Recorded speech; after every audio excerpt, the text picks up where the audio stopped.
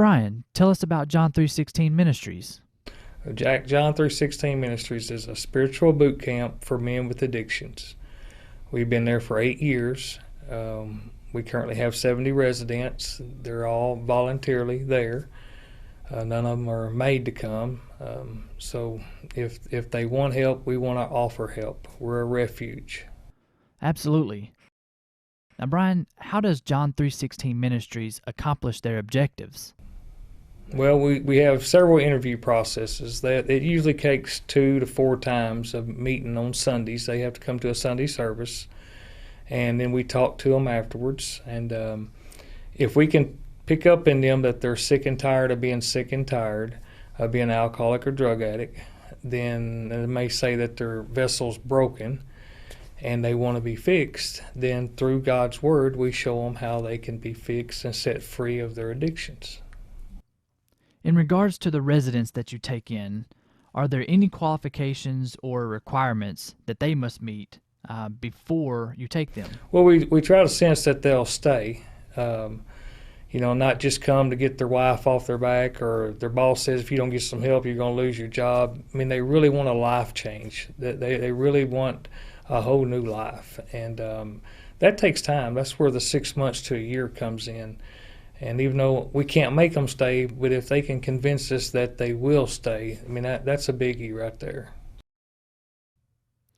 As a part of your rehabilitation process, what are some of the techniques or methods that you guys use to help these individuals overcome their addiction? That's a good question. Dignity is one thing. An alcoholic or drug addict has no dignity. And so right off the bat, we start, their head goes from right here to up here, because we get out in the public and do a lot of catering. We do a lot of screen printing. We do a lot of landscaping. We do a lot of fundraising events. And we teach through God's Word that I wasn't made to be a drunk. I was made to be a winner. And I'm not a loser. That's a choice. I was made in God's image. So if I choose to be, I can be a winner. And so we start putting some positives into these men. And it won't very long, because they're looking for positives. They're looking for help. And so it didn't take very long that a man is ready to go out in the public and start holding his head up and be proud of who he is again. Brian, you mentioned just a second ago that you currently have 70 residents. Now, is that maximum capacity? And if so, what sort of waiting list are you usually working with? Jack, that is a capacity. We're thanks to the new Craighead County Faith House. That's our newest addition. We've went from 58 guys to 70 men, and but we're always full. We always have men graduating. Most of the people who do enter into our program now do stay and graduate. We have so much to offer, and but as soon as a man leaves, we got one guy graduating from Brooklyn over here this Sunday, and there'll be 8 or 10 guys there trying to get his bed. So with these 70 residents, it begs the question of how do you continue to be able to provide these services? In other words, where does your funding come from?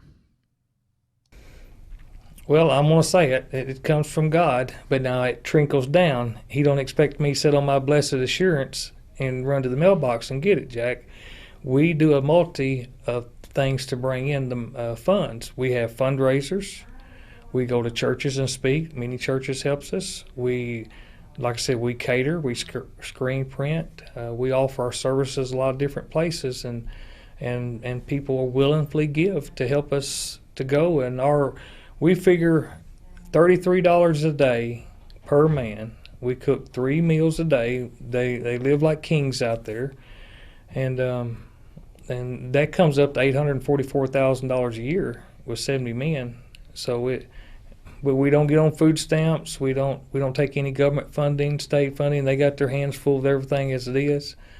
So we nothing is given to the men. It's not a free ride. They work and they earn everything they get, and so does the ministry.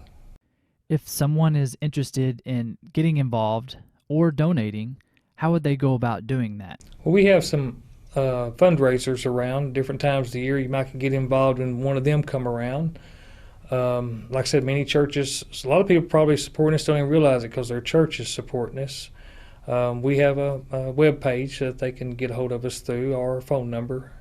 But the main point is the person who may need our help.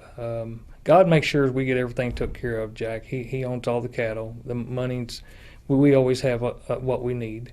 It's our point to get back to reach the one who wants help, who needs help, who's going to die if they don't get some help.